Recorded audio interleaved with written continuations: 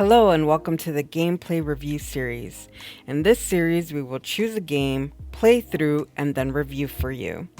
We're going to start off this series with one of the most anticipated games of the year, which is Horizon Zero Dawn Forbidden West. This game comes to us from the Guerrilla Games developer, and it's the second installment of the series. So if you were a fan of the first one, I'm sure you picked up the second one. So I just want to talk a little bit about the first one and then get right into the second game.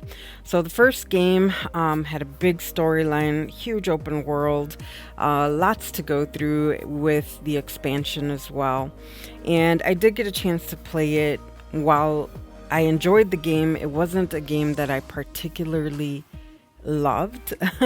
And that's due mainly to my play style. I tend to come from a first person shooter kind of game style, so I'm very aggressive. I love the action and stuff like that, and I felt like the first game had a little too much stealth at times,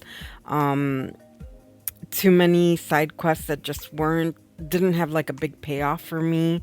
So I kind of got lost in it. I just wasn't too particularly fond of it, though I did enjoy playing the game.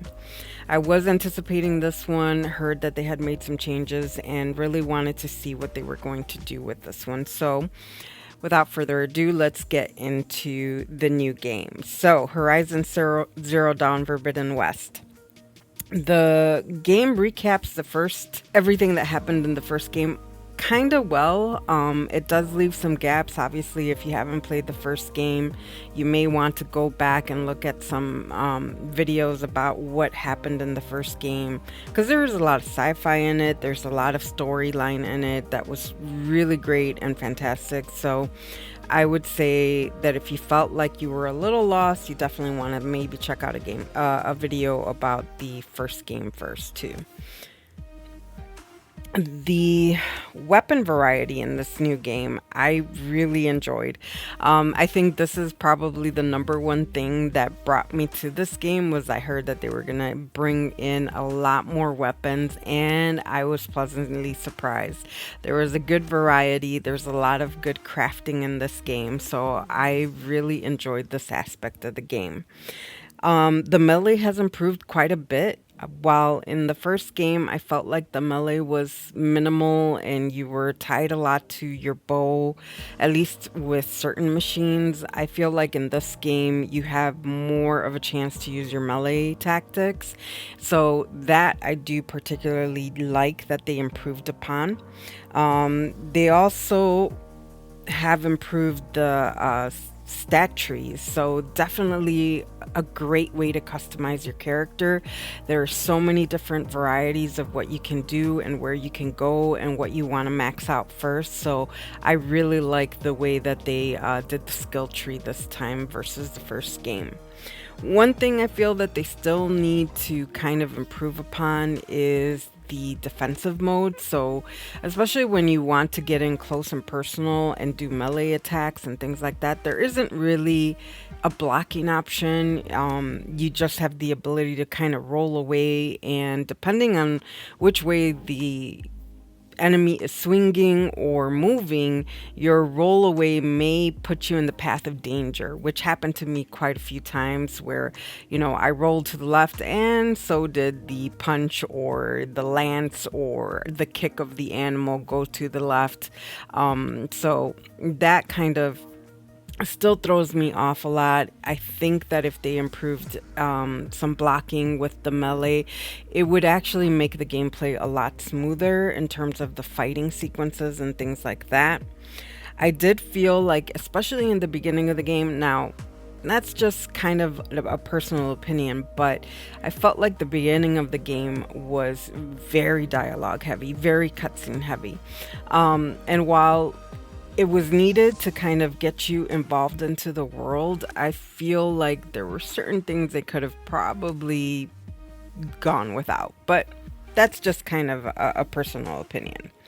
Some of the new things that I really did enjoy was I felt like in this game I had more options to explore, whereas in the first game I kind of got lost in all the side quests and the errands and things like that. I didn't really explore too much because there was already so much to do. And especially, I want to say in the beginning of the game, there was like this level gap where you were following the storyline and then all of a sudden you were thrown into another part of the story and the level gap was high. So I was like a level 5, but the next level I had to complete was like a level 15. So I had to kind of backtrack and do a lot of side quests, which I really did not like.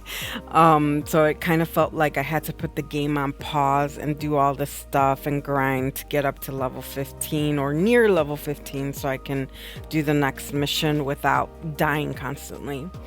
I felt like this game, the first few hours were very linear, so you were very tied to the main quests, and you leveled up through the path that you were taking. And then once you started branching out into different areas of the world, you did encounter a lot of quests, and they felt like they had more meaning. They felt like they had more payoff.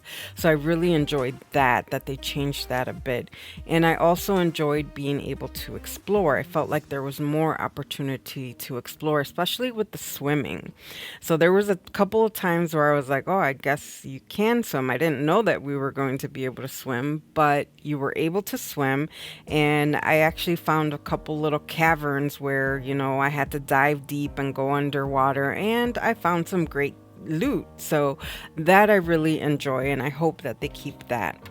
Um, Story wise, I'm not going to give too much away because I don't want to give spoilers, but I feel like the story has improved and has grown, and I really hope this series continues. The characters are all very well done. Alloy, came in. You start at the beginning of the game, and she's very harried. She really wants to get things done, and you feel like, okay, hang on. You almost feel like, okay, hang on. What's going on? But you start to grow with her, you start to go with her, and you realize that there are a lot of things that need to be accomplished, and that's why she feels like she's always under pressure. She always needs to get things done and always wants to keep moving. But you do have some opportunity to see some of the characters from the first game, and then encounter some new characters as well as you move into the Westlands. So I was really gratified by the character designs of all of the characters that you encounter. I felt like I remembered more of them than in the first game, so I really enjoyed that. And then I want to say that the game is building upon itself. It's really coming into its own.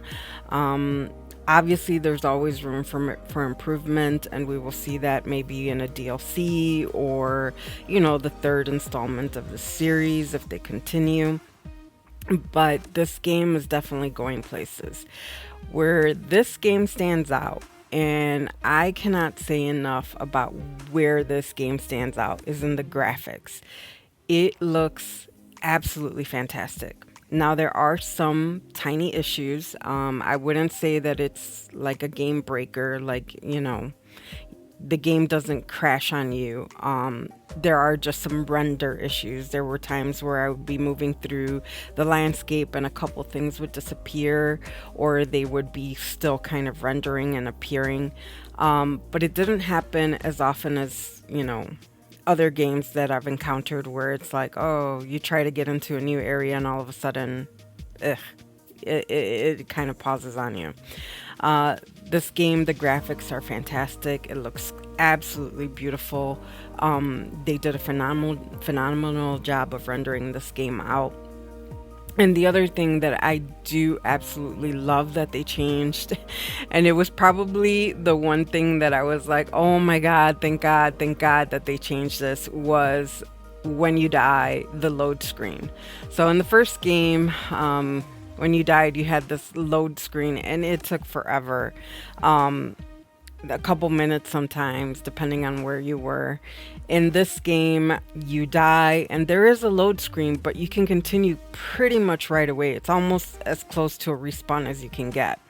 So I definitely feel that that was an improvement that needed to come, and they definitely took advantage of the new consoles and make sure that they were able to get this game to process fast so that you can respawn into the game and not feel like you're holding and waiting to get back into the action. So that definitely made the gameplay a lot more enjoyable for me, where it wasn't like, I was in the middle of trying to take down a target and maybe I did something stupid, or, there's certain machines that definitely can kill you in one blow. So if you aren't paying attention, you get distracted for a second and you get killed, and then all of a sudden you are waiting for minutes to get back into the action. So that definitely improved the way that this game works.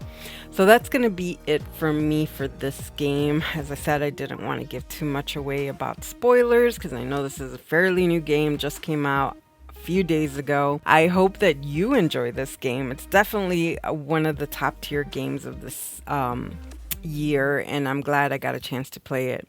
So for next time, which is actually coming up pretty soon, I'm going to be reviewing the Witch Queen expansion for Destiny 2. So if you are a Destiny fan, definitely come check that video out.